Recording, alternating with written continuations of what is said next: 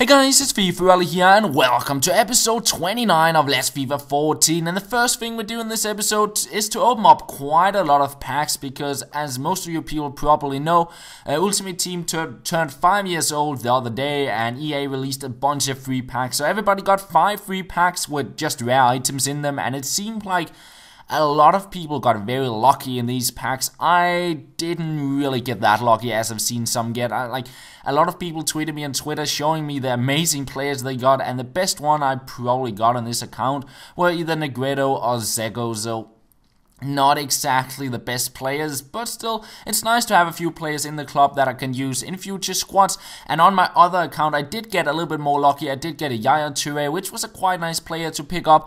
But after I opened up those packs, I thought, well, there's a bunch of packs here for 5k coins, and there's a good chance that I might be able to just about discard the entire pack for the same amount of coins I bought it for. So I did actually decide to go out and open up the 5k packs you could pick up, and I believe it was something like 24 items and 6 or 7 rare items in that pack, so it was not too bad there. We got a Jetson, which we already had in the club, but I realized the one I already had was a center mid, so I decided to list up the one I got in the pack. And the difference between the free packs and the packs you could buy for 5k coins was that, well, the free packs, all the players you got were untradeable, so you had to keep them in your club, while the packs you open up for a few coins, those you could actually go on to sell on. So yeah, I was opening them up to see if I can get anything good, and I did actually get a free pack in one of the packs, and in that free pack I got David Villa, which was not too bad either. I would probably like to give him a go again, try him out in a squad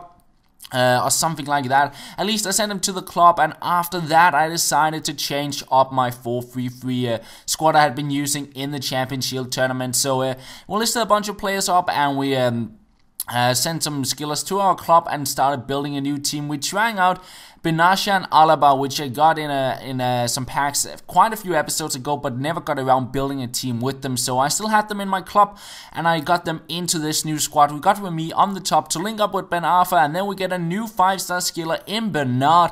And he's one of those 5-star skillers I do not really like on the game because he's quite weak, and that is something I just do not really like on a 5-star skiller. He's of course fast, but he's just way too easily pushed off the ball. But still, we'll have to give him a go and see how he plays. And to link up with him, we get Fernando, also from Shakhtar Donetsk. A strong link we get there. And we get the second inform Maicon, extremely cheap actually, compared to his stats. They're ridiculous. Like, he got the long shot trade, his shot power and long shot stats are just stupid. Good defending, good strength, good heading stats. Overall, he seems like a really solid player on the right back. And then we get a few more Serie A players, and finally we pick up a position modifier for Elia, so he can play on the left wing. And that is pretty much the squad. In goal we have Buffon, and I heard from some people he's not the best keeper on the game, but I would like to try him out, and he's also there to ensure that Bonucci does get the full chemistry. And we went with the inform Bonucci. We could have gone with Ogbonna or Kellini, but I wanted to try him out. His inform, he looks quite interesting, got some good stats, and I wanted to have an inform in my squad alongside with Maicon. So we have him on the center back spot there, and we'll see how he performs. Then we have the upgraded Benasha, and yeah, his stats are really good. Good defending, good heading, good pace. And yeah, he's an overall really solid center back on the game. And then moving on to the right back, as I said, Maicon, his stats, they're just stupid. Like, his shooting is really good for a right back, passing is good, defending is great, good heading and pace. And overall, just a well-rounded player. Almost every single stats in the 80s. I think him and the second inform Zana are probably the best right backs on the game, just overall, like with their stats. But yeah, he is on the right back, and we'll see what we can pull off with him. And on the left back, we do have Alaba. It's not the upgraded version because I got him in a pack before his upgraded version was released. So I still had him in my club, and I wanted to give him a go. So he's there on the left back, and he got some really good stats on him as well. Then we got Junusovic there on the center mid, and he links nicely up with Elia and with Alaba, gives both of them a strong link, and he got high work rates, and he seems to be a player who can both attack and defend at the same time. A bit of a box-to-box midfielder. Now, on the left wing, we do have Elia, and he's one of those fun players you can use on the game. He's quick, he got the 5-star skills, and overall feels really good to play with. Fernando, still a center defensive mid, didn't want to convert him into a center mid because he was so cheap, and I will be playing him on 8 chemistry, but I just didn't really want to convert him into a center mid because that was just way too expensive compared to how cheap he is of a player, and I do not think I really would be able to sell him on. But he's there, he got good defensive stats, and he links nicely up with Bernard on the center attack mid. He's really quick, good dribbling, decent passing, and of course the 5-star skills. But as I said before, he's just very weak, and that is a bit of a downside to him. But we'll see what we can pull off with him. As long as we keep a bit of distance to the defenders, I think we'll be able to maybe score a few skill goals with him. We'll see. On the right wing, we do have Ben Arthur with the 5-star skills as well. The left foot to cut inside and take a few shots. Good dribbling, decent pace, and passing and shooting is all right. And finally, we do have Remy on the top, the upgraded version, and he always causes a lot of trouble when I'm up against him. And the main reason I went with him is because he would ensure that everybody was on 9 chemistry.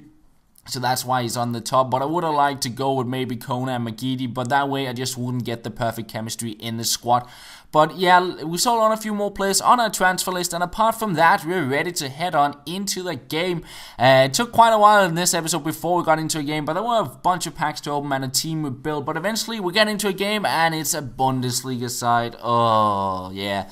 You know me, and playing against Bundesliga sides is just never a good outcome. He scores quite early on to make it 1-0, and I would create chances in this game, but I had a lot of bad touches, like this one from Bernard. He had a lot of open space, but he just touched it straight into Neuer's path. Then we broke through with Elia, but Neuer would save it this time around, and we could also not hit the target. That was pretty much the picture of the game. I don't know why it is, but it's just whenever I'm up against the Bundesliga side, I just always struggle. Here we got another shot in, could not find the target with Elia.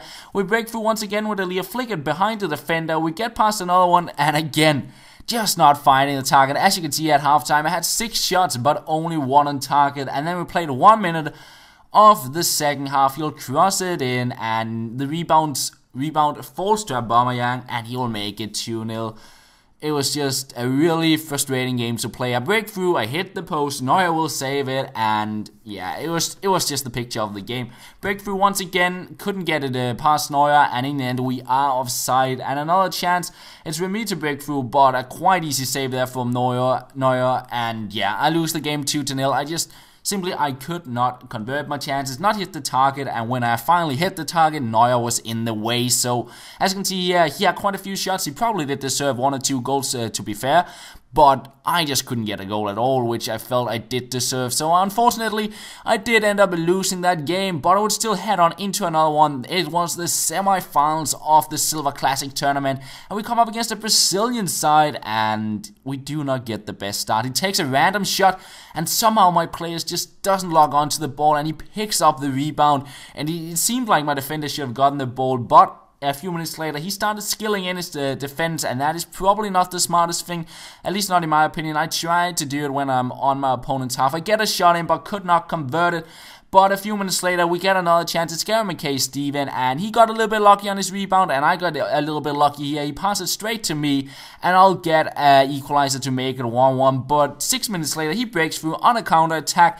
He gets back into the lead to make it 2-1, and then 12 minutes later, I'm on the ball. A bit of a skill run here with a Wallison going back and forth between the defenders. In the end, I think he goes past the same defenders 2 or 3 times, and in the end, he fires it into the top corner to make it 2-2. And into the second half, we played a few minutes, and we'll chip the keeper to make it 3-2, get ourselves into the lead, and he goes with a bad clearance. I tried to flick it up in the air here, but he got a tackle in, and I get a weird goal there. It was quite lucky, to be honest, and it's good I got that goal, because he would get a 3rd goal as well from a header to make it 3-4, but in the 76th minute, we will close the game by scoring a 5th goal with Gary McKay-Steven, a nice little McGeady spin there to turn the defender, and that is how the game ends. So we're into the final of the Silver Classic tournament, and I thought about adding that game to this episode as well, but with all the packs in the squad building in the start, this episode was getting quite long, so you'll have to wait for the next episode for that final game in the Silver Classic tournament, and we'll of course play some more games with the new squad we built. And that is pretty much all, guys. I hope you did enjoy the episode, and we'll be back again tomorrow, and that's all. Thank you for watching, and I'll talk to you later.